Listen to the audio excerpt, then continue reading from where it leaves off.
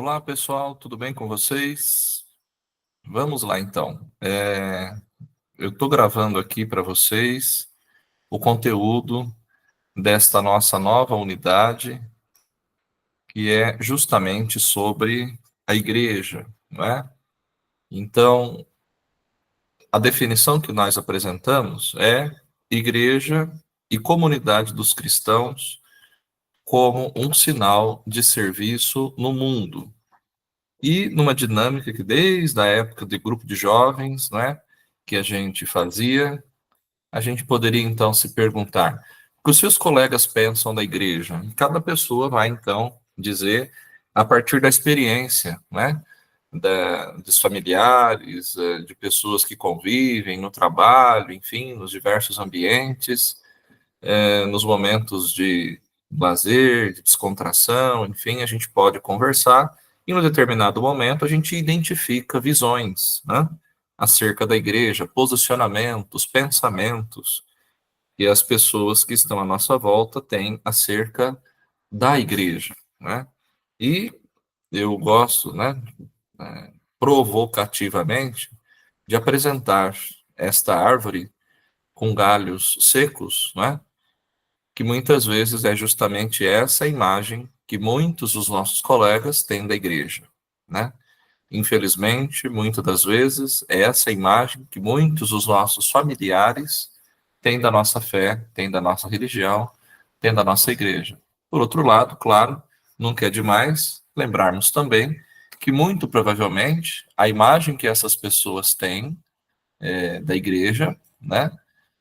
Eles têm essa imagem por conta do testemunho ou da falta de testemunho que nós estamos dando ou deixando de dar acerca dela, né? Então, é justamente essa a ideia para nos provocar mesmo, para fazer pensar, para, enfim, nos incomodar, né? E nos ajudar, claro, a tomar consciência da nossa fé, assumir de fato a nossa religião, assumir a nossa identidade de cristãos, de modo particular, católicos também, né? Então, como eu disse, essa é a imagem que muitas pessoas têm da igreja hoje.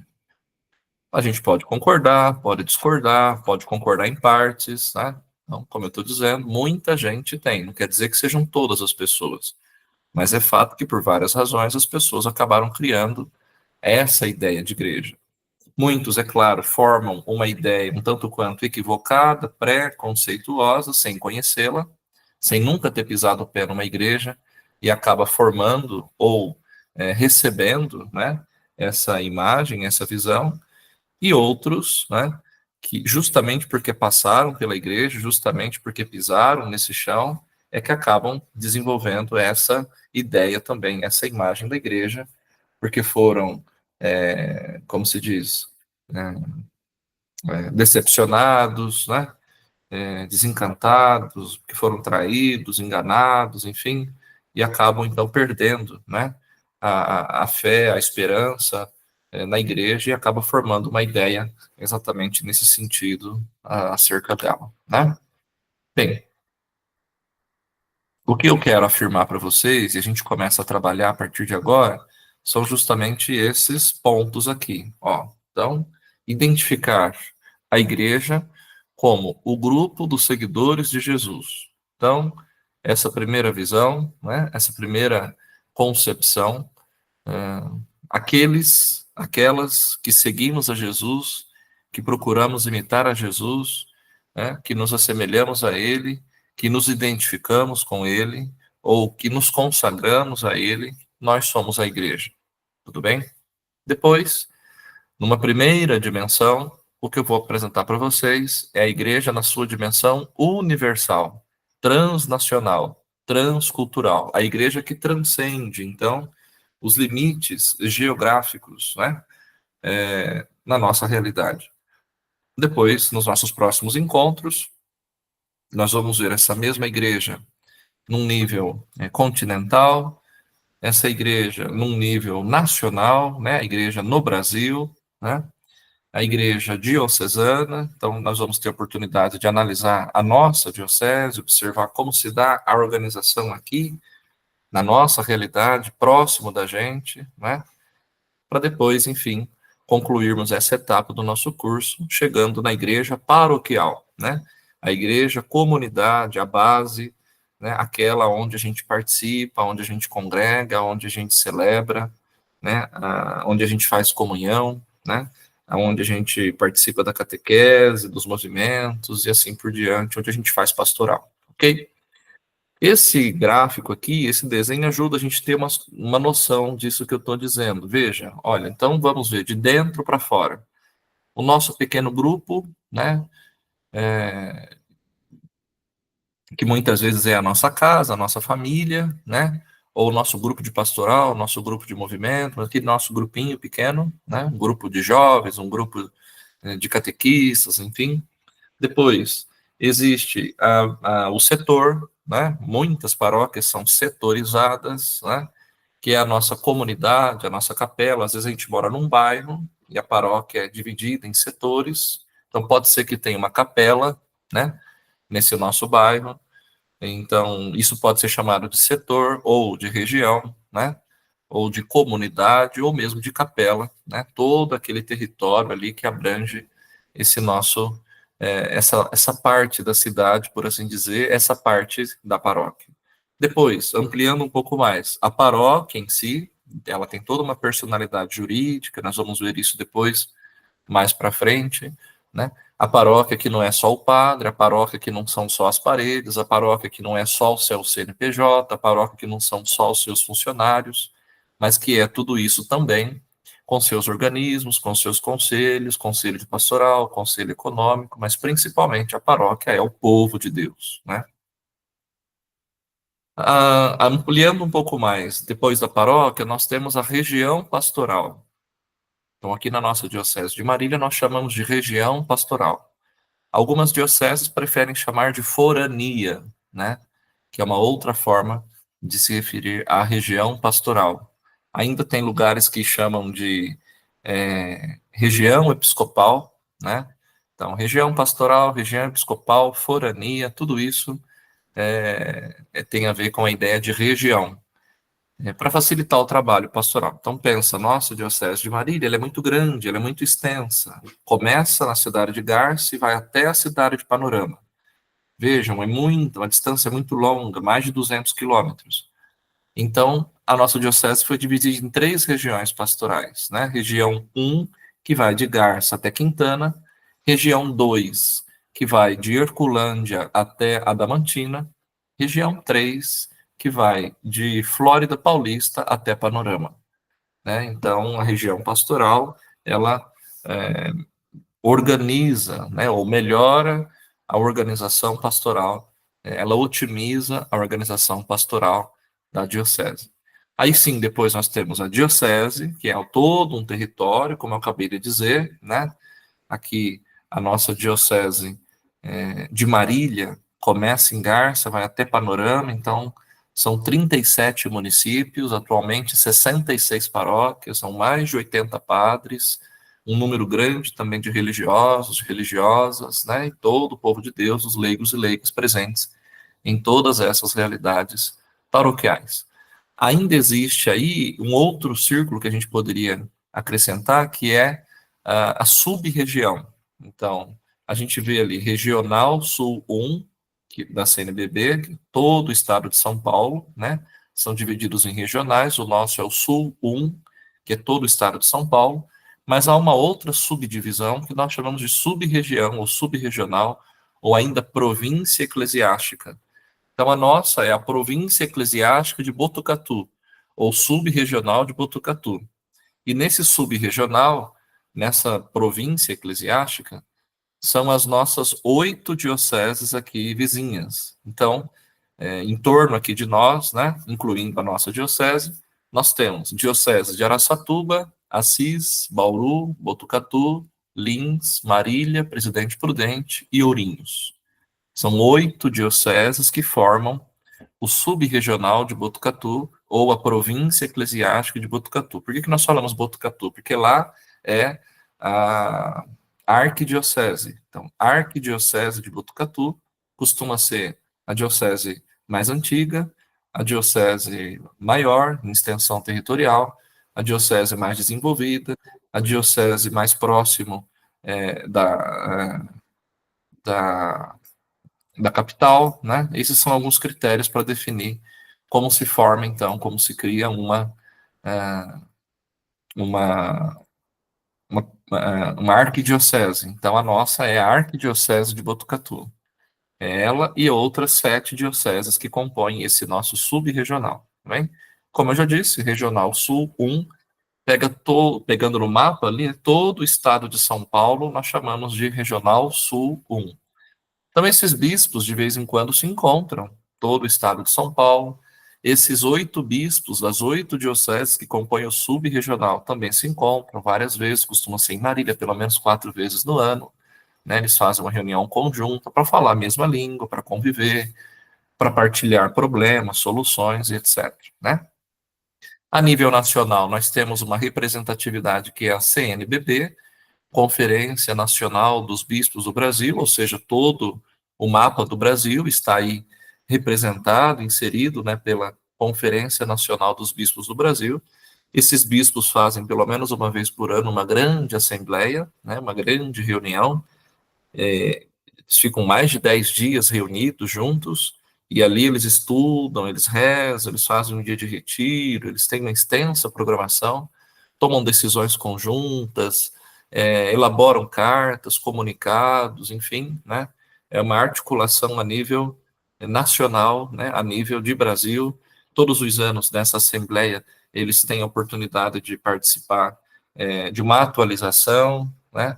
É, eles estudam a conjuntura nacional, né, os aspectos políticos, sociais, econômicos, religiosos, para se interarem no que está acontecendo no Brasil e no mundo. Né?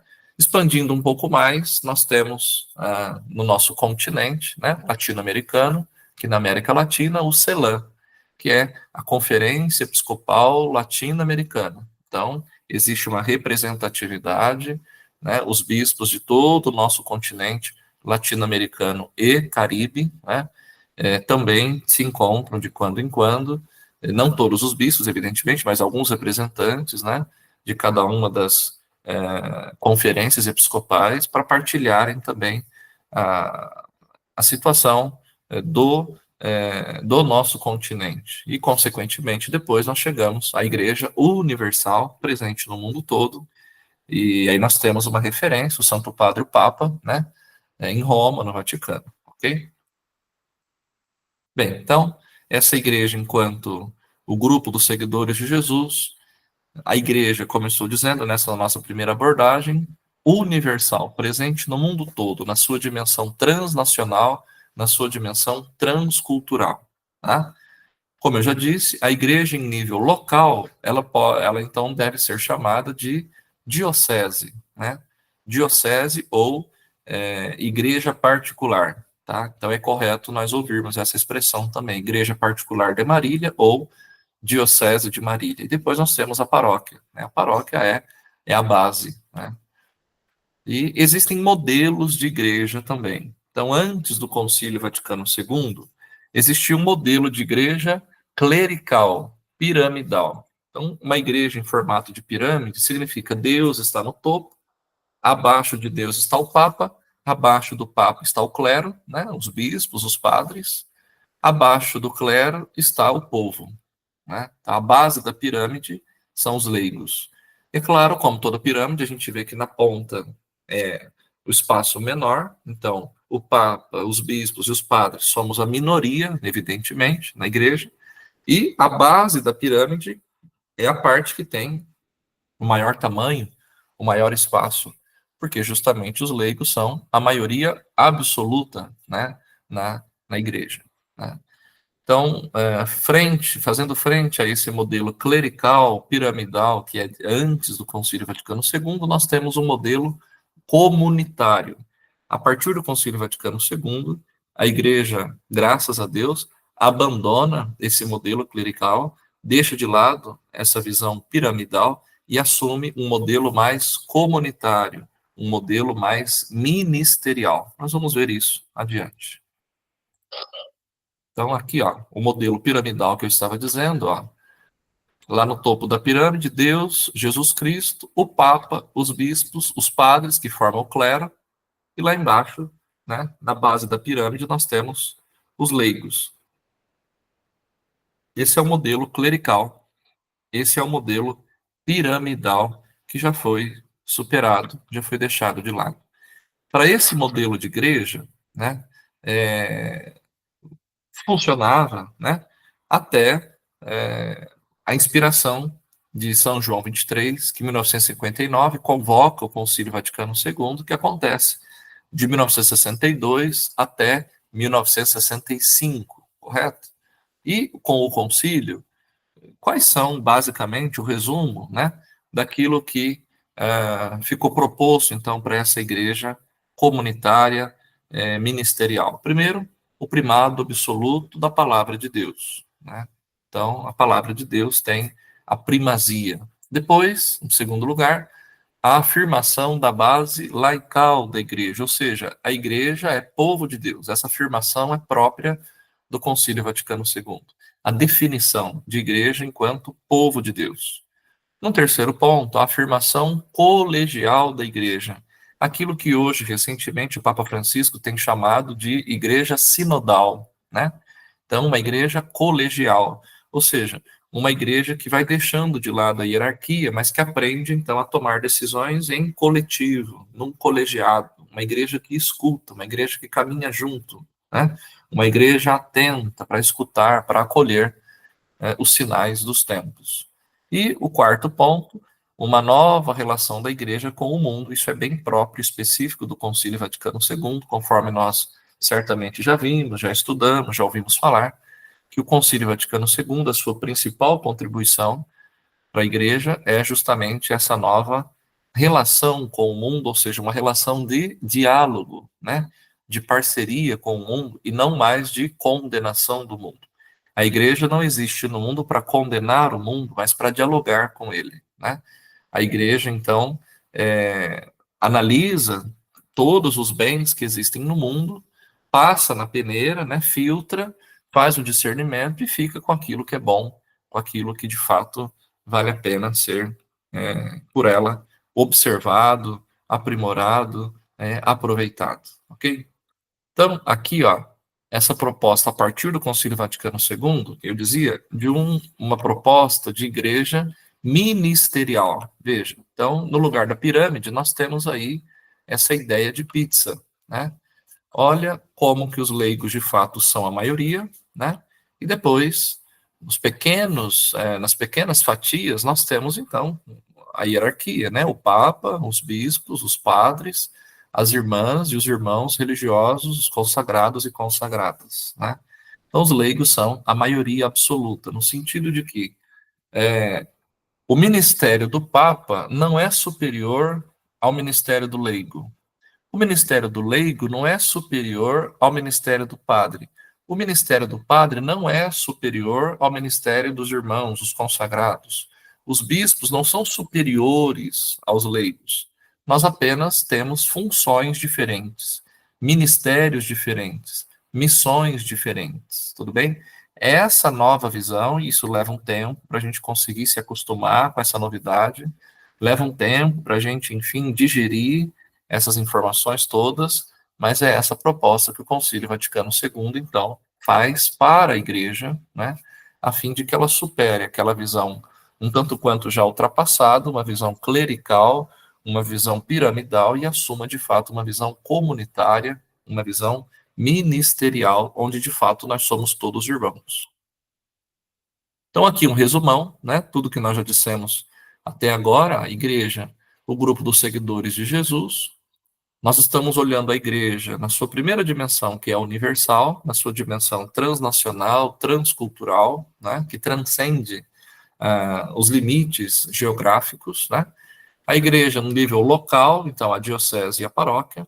Esses dois modelos de igreja, o modelo clerical e o modelo comunitário, né, o modelo piramidal e o modelo ministerial. E a partir do Concílio Vaticano II, veja que interessante, dois momentos da igreja. Ó, com o documento do concílio Lumen Gentium, que significa luz dos povos, luz das nações, é a igreja olhando para dentro. a igreja analisando a si mesma. Então, na perspectiva da construção da comunidade e a Eucaristia como centro da vida da comunidade. Num segundo momento, a igreja olhando para fora, ou seja, a partir da Gaudium et Spes. Esses dois documentos, vocês certamente já sabem, são fundamentais, são os principais documentos do concílio. Gaudium et Spes, que significa alegrias e esperanças, né? Com esse documento, a igreja então olha para fora. Então, a relação entre a igreja e o reino, a relação igreja, reino e os não cristãos. Aqueles que não têm fé, aqueles que não acreditam, que não são mais condenados pela igreja, mas que a igreja então deve dialogar com eles e acolher a todos. Agora nós temos o desafio da continuidade, a necessidade então de estratégias claras, né, absolutas, para de fato ajudar a igreja a desenvolver a sua missão, a desenvolver o seu papel no mundo. Né? A natureza e a missão da igreja, que é una e universal. Então, primeiro de tudo, é a igreja, é a informação, é a afirmação de que a igreja é mistério. O que é mistério? É uma realidade visível, né? A comunidade composta ali, a gente presente, é uma realidade visível da igreja, e ao mesmo tempo é uma realidade espiritual, né? Onde acontece, então, a comunhão. A igreja é a comunidade que nasce e vive da comunhão, e a sua missão essencial é evangelizar a todos os homens, evangelizar a todas as pessoas.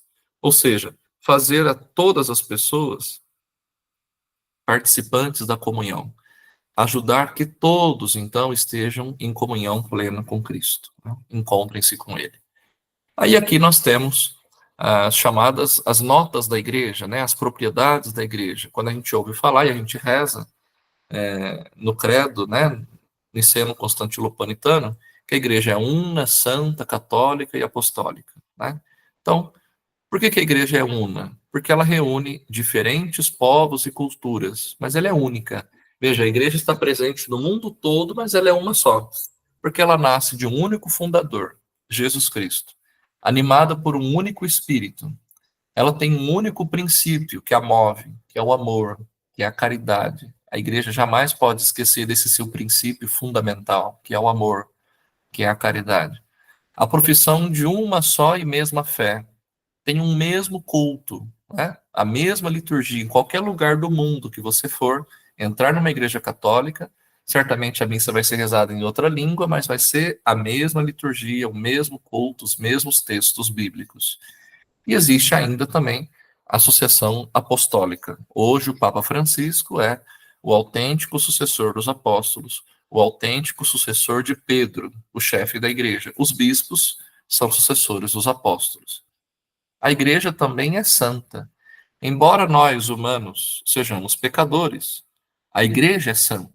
Por quê? Ela está unida a Cristo, santificada pelo Espírito. Em Cristo, essa igreja, então, ela é santificadora, como? Pelos sacramentos, pelos ministérios. A igreja produz frutos admiráveis de santidade. Aí está, então, a santidade da igreja. Quando nós afirmamos que a igreja é católica, vocês sabem o que significa católica? Significa universal, total, né? No sentido de que ela possui a plenitude dos meios de salvação, o depósito da fé, os sacramentos, a sucessão apostólica. Ela é enviada por Cristo à totalidade do gênero humano. Por isso ela é católica, por isso ela é total, né? Ela é plena, porque ela é destinada a todo ser humano, a todas as pessoas. A igreja também é apostólica, porque ela está fundada sobre os apóstolos, edificada sobre essas testemunhas escolhidas e enviadas pelo próprio Cristo, escolhidas a dedo por ele. Ela é apostólica porque guarda e transmite com fidelidade o ensinamento desses apóstolos. É aquilo que a gente ouve falar do depósito da fé, né? Que a igreja tem guardado, né? E tem que cuidar, né? Desse depósito. E o colégio dos bispos, que continuam a missão dos apóstolos. Como eu disse, são sucessores dos apóstolos. Eles continuam essa missão que o próprio Cristo destinou aos apóstolos e que hoje essa missão é desempenhada pelos senhores bispos. Para concluir, as tarefas da igreja, 3 tarefas, 3 funções dela. Ela tem uma função profética, sacerdotal e real. Pelo profetismo é justamente a pregação, o querigma, a reflexão, a escuta, o anúncio da palavra, aquilo que todo bom catequista, todo bom pregador deve fazer, deve ser profeta, né? A igreja tem também uma função sacerdotal, e essa função se dá pela liturgia, pela oração, pela Eucaristia, pelos sacramentos, as festas, as devoções. E ela também tem uma função real, ou seja, uma função de governança, né? Amor como serviço, fraternidade, partilha e justiça. As etapas no processo, então, evangelizador da igreja: ação missionária, ação catequética, ação pastoral. Pela ação missionária, o anúncio para a conversão, para aqueles que não são crentes ainda, ou aqueles insuficientemente crentes, insuficientemente evangelizados, né? Depois, para esses que foram então evangelizados, que se converteram, a igreja oferece uma ação catequética, ou seja, uma ação formativa, uma formação orgânica, fundamental para aqueles que já foram convertidos, para aqueles que já foram batizados. Para depois, então, chegarmos a uma ação pastoral. Atenção na vida cotidiana, visando o crescimento constante e a animação da missão da igreja intra e extra, ou seja, dentro e fora dela, né? Aquilo que a igreja, então, deve desempenhar enquanto missão, dentro, internamente, né, na sua organização, e principalmente fora dela, fora dos seus muros, fora das suas estruturas. Bem, gente, basicamente era isso, né? Essa apresentação nesse primeiro momento, como eu disse, de 3 momentos que nós veremos a igreja na sua dimensão universal. Depois teremos a oportunidade de ver a igreja na sua dimensão diocesana. Vamos ver um pouco da Diocese de Marília, como que ela está estruturada, organizada, para enfim chegarmos depois na igreja enquanto paróquia, a igreja na sua dimensão paroquial, tá bem? Agradeço a paciência de vocês, desejo uma ótima semana, se cuidem, abraço, até logo, tchau, tchau.